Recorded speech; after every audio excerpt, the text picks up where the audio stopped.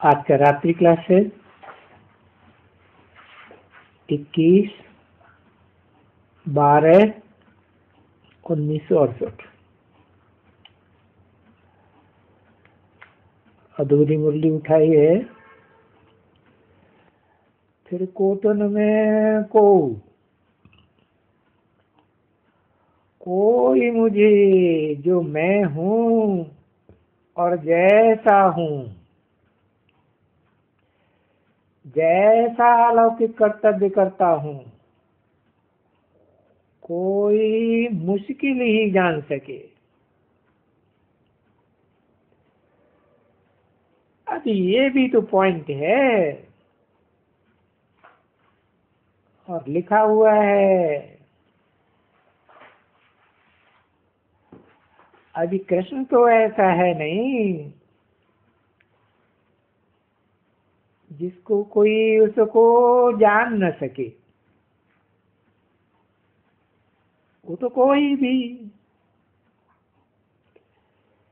इस सारे सृष्टि भर में कृष्ण को तो कृष्ण ही जानते हैं बहुत अच्छी तरह से कि ये गीता का भगवान है, अथवा ये आदि सनातन देवी देवता धर्म का स्थापक है, और ये मोर मुकुट वाला है। क्यों सारी सृष्टि जानती है? क्योंकि उसका अपना साकार रथ है और शिव बाप का अपना साकार रथ नहीं है। तो जो भी साकारी देहधारी आत्माएं हैं, भोगी आत्माएं हैं, वो सब अपनी जाति के ऊपर जाते हैं।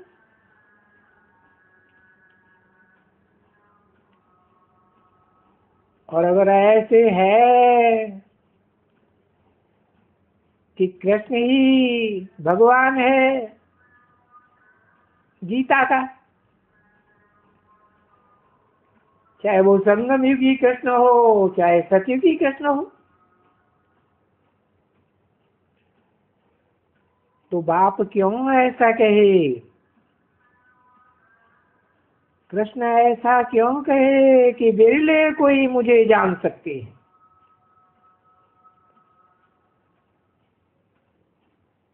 वो दोनों कोई साधारण रूप में तो होते नहीं। उनमें भी खास 16 कला संपूर्ण कृष्ण, वो तो अंतिम जन्म में भी रथ के आधार पर देखा जाए, समाज के आधार पर देखा जाए, धन्य डोरी के आधार पर देखा जाए, तो साधारण है क्या? साधारण तो नहीं है। अगर ऐसे है तो बाप क्यों ऐसा कहेगा कि मुझे कोई बिरले जान सकते हैं? देहधारी को तो कोई भी जान सकते हैं, क्योंकि सभी भोगी आत्माएं देहधारी तो हैं। तो ऐसे ऐसे भी पॉइंट लेकर के हर एक अपनी अपनी बाबा ने क्या समझाया, बाबा ने क्या समझाया वो बताता रहे। तो बाबा का अक्षर तो बड़ा मीठा है। भले बाप जब सुनाते हैं बच्चों को तो ये दिल से बहुत लगता है, परंतु फिर वहां दुनियादारी में जाते हैं तो माया बुलाए देती है और बहुत अच्छी तरह से बुलाए देती है।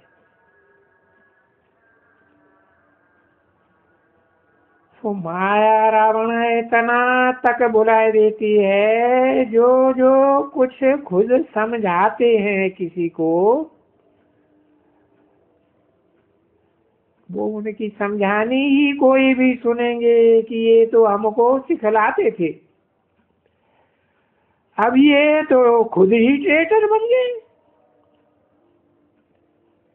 ट्रेटर बन गए हैं या ट्रेटर बन गई है।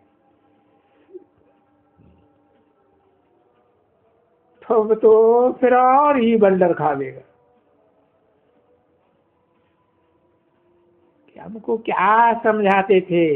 ये देखो खुद ही इनका क्या हाल है, खुद ही कहते थे कि माया जीत लेती है। इतने बड़े डील डोल वाले गज को माया ग्राह खा जाता है, महारथी को। बड़े रथ वाला है ना,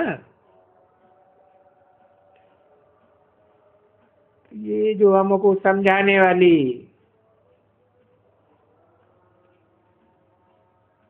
वो भी गज था,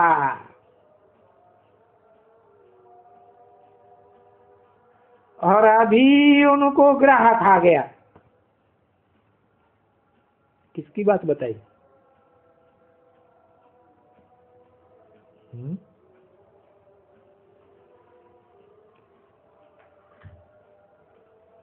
पता नहीं, बताओ याद करके।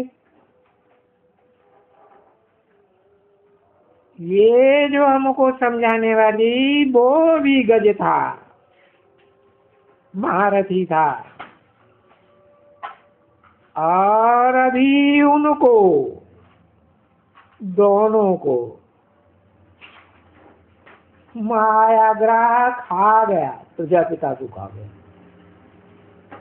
दादा ले गया तो खा गया। अरे यज्ञ के आदि की दो माताएं थी जो ब्रह्मा बाबा को समझाती थी, उनके लिए बोला। तो मनुष्यों को तो ये और समझाना चाहिए, समझना चाहिए ना। बच्चों को समझना चाहिए, मनुष्यों को समझना चाहिए, और बाप भी समझाते हैं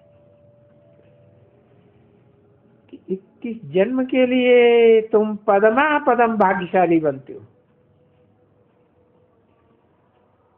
और फिर उस पद को, जो पदमा पदम भाग्यशाली पद है, वो माया से हराए देते हैं, देह अभिमान में आए करके हराए देते हैं। तो तुम ये देह अभिमान में आने की आकर के देह अभिमान में अपनी ही सत्यानाश कर लेते हो। तो जबकि बच्चे ये बात जानते हैं ना, तो बच्चों में वो भी तो होना चाहिए ना कि हम ये किसको समझावे।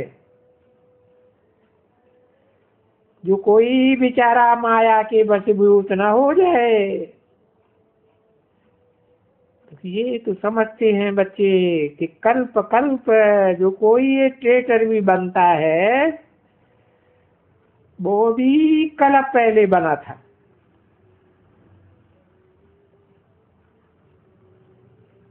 जो कोई भी छोड़ करके भागते हैं, या कहें भागंती में जाते हैं, वो भी बेचारा अपना सत्यानाश कर लेते हैं, जो हराए लेते हैं। तो ज्ञान जिसमें होगा, वो तो बैठ करके उनको ज्ञान देंगे ना। जिसमें ज्ञान नहीं होगा, वो तो और ही उनको उल्टा खुद सुनाई देंगे।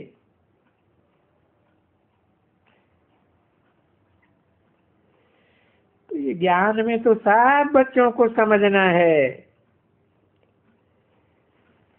कि बाबा से हम बेहद का खजाना ले रहे हैं।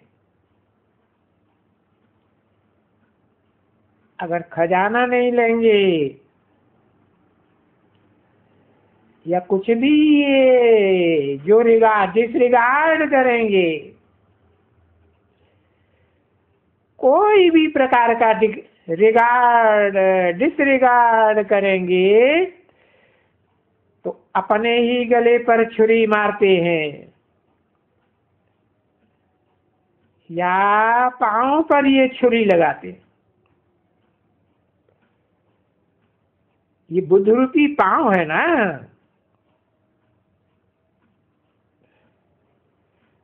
क्योंकि बेहद का बाप तो आए ही है बच्चों को सदा सुखी बनाने के लिए। तो जो बच्चे समझदार होते हैं ना, तो उनमें वो समझ रहती है।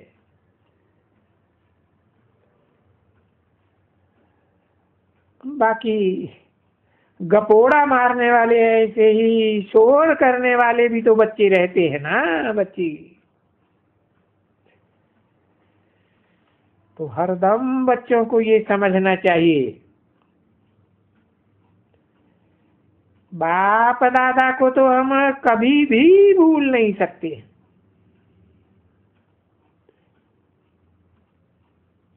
इस जन्म में तो क्या, जन्म जन्मांतर नहीं भूल सकते,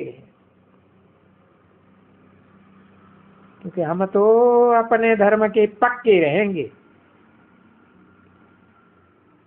और कभी भी इस पढ़ाई को छोड़ नहीं सकते, क्योंकि ये अविनाशी रुद्र ज्ञान यज्ञ है। अगर छोड़ देते हैं तो अपना ही बेड़ा गर्क करते हैं। ये शरीर रूपी बेड़ा है ना, क्योंकि बाप तो आए ही है बेड़ा पार करने के लिए।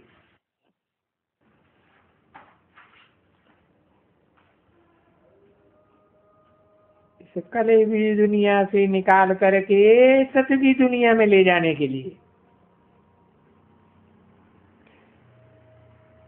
फिर भी उनके मत पर न चले कोई। किनके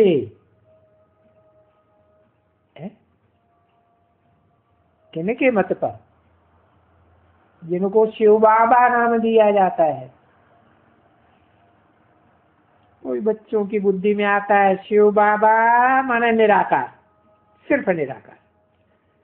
फिर कोई की बुद्धि में आता है नाका साकार और निराकार दोनों का मेल। इसलिए बोला फिर भी उनके मत पर न चले, ये नहीं कहा उसके मत पर न चले, तो बेड़ा गर्क हो जाता है ना। कोई न कोई बात के ऊपर पूरा बेड़ा गर्क हो जाता है, एकदम दुर्गति में चला जाता है। ऐसे नहीं समझना चाहिए। ऐसे बहुत बच्चे हैं जो समझते हैं कि हम जो कुछ करते हैं तो बाबा को थोड़ा ही मालूम पड़ता है, और बाबा ने तो बता ही दिया ना बाबा किसको कहा जाता है। साकार निराकार दोनों को मेल को बाबा कहा जाता है ना। तो वो समझते हैं ये साकार को तो पता ही नहीं चलता।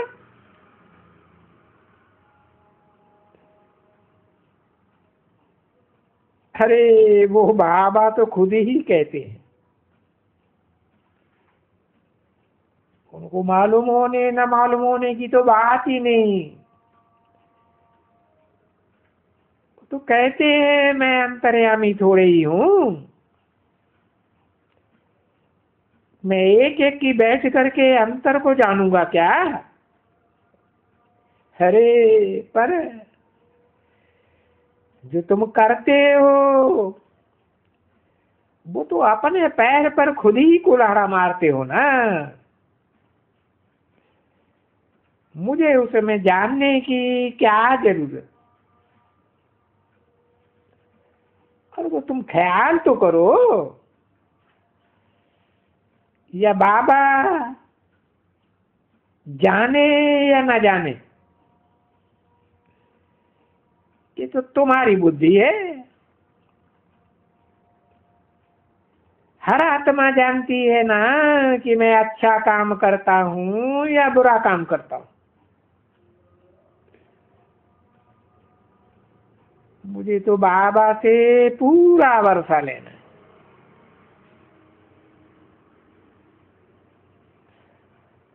और पूरा देही अभिमानी बनना है।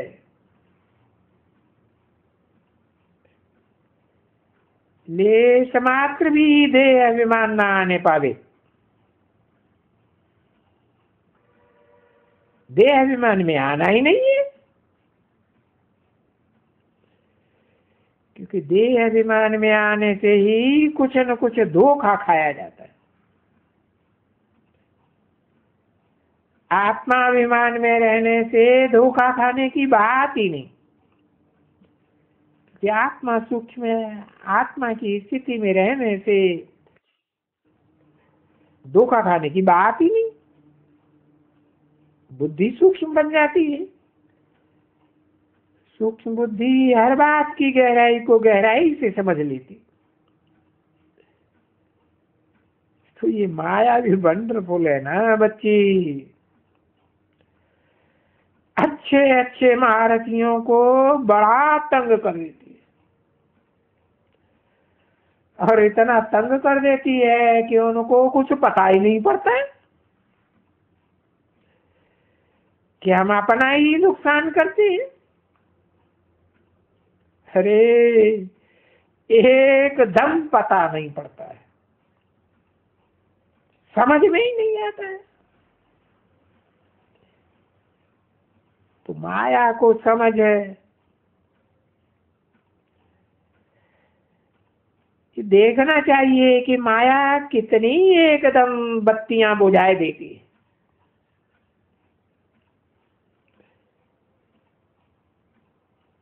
गुम कर देती है। अरे अकल पूरा ही चट कर देती है। नहीं तो दिल में, बच्चों को तो स्टूडेंट लाइफ में तो उनको टीचर से कोई दुश्मनी नहीं रखनी होती है। अच्छी तरह से पढ़ेगा नहीं तो टीचर और क्या करेंगे। देखो बाबा कितनी अच्छी अच्छी बातें सुनाते हैं, और ये बातें सुनाते हैं किस लिए? बच्चों की उन्नति के लिए। और ये बच्चे जानते भी हैं कि बाबा तो जो कुछ भी हद बेहद के राज समझाते हैं वो कल्प कल्प वो ही बातें समझाते हैं।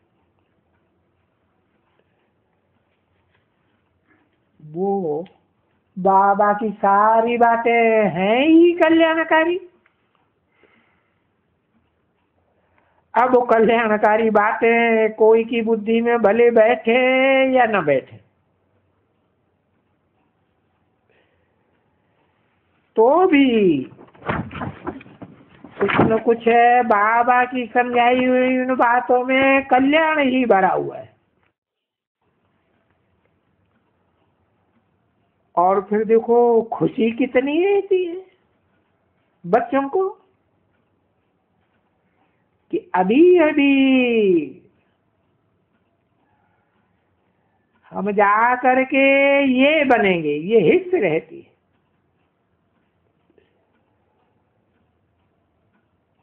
21 दिसंबर 1968 की रात्रि क्लास का दूसरा पेज।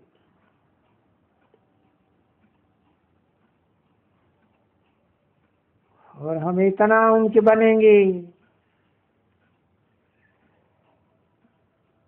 और फिर अगर पढ़ाई छोड़ देवे,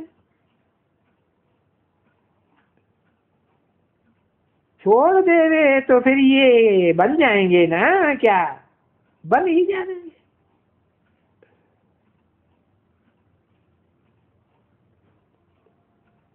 इतना ऊंच बन सकेंगे नहीं, वो तो गिर पड़ेगा और ही गिर पड़ेगा। और गिर पड़ेगा तो यानी 100 गुना दंड पड़ जाता है।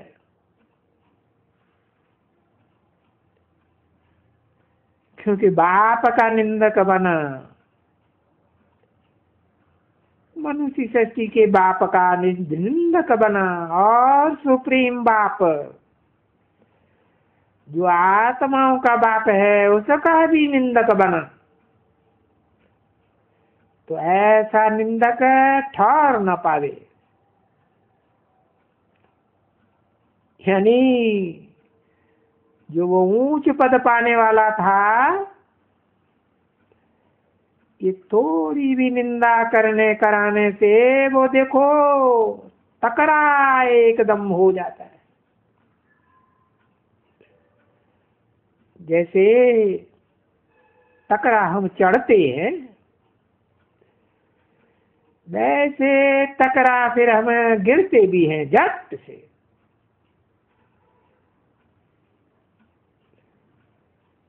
जो कोई भी समझो कि ठीक से नहीं चलता है,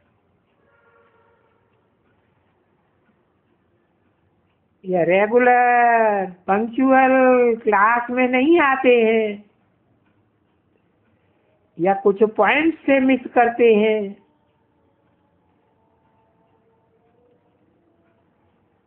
वो लग करके भी उनको थोड़ा समझाना चाहिए। क्योंकि बच्चों को रहमदिल होना चाहिए ना। कैसा रहमदिल होना चाहिए? जैसे बाप रहमदिल है, वो बाप आकर के बच्चों को बताते हैं कि देखो भक्ति मार्ग में तुम क्या करते थे, गालियां देते थे, ये करते थे, वो करते थे। अभी तुम आए हो यहाँ वेद की पढ़ाई पढ़ने के लिए और विश्व का मालिक बनने के लिए, और वो ही वेद का बाप सुप्रीम बाप पढ़ाते हैं, जिसको तुम गाली देते रहते हो। तुम बच्चे तो अभी गाली नहीं देते हो ना, भक्ति मार्ग में तो कितनी गाली देते थे। अगर तुम बच्चे भी अगर कुछ गाली दियो